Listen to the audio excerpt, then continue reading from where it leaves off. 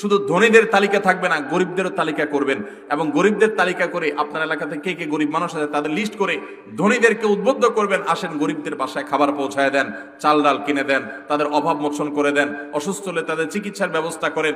মসজিদ থেকে এই উদ্যোগগুলো নিতে হবে, মসজিদ থেকে সমাজের সব কল্যাণমূলক কাজগুলো আমরা করতে পারি। আমি গত কিছুদিন আগে ঢাকায় ইমামদের একটা সম্মেলন হয়েছিল, সেখানে বেশ কয়েকশো ইমাম উপস্থিত ছিলেন।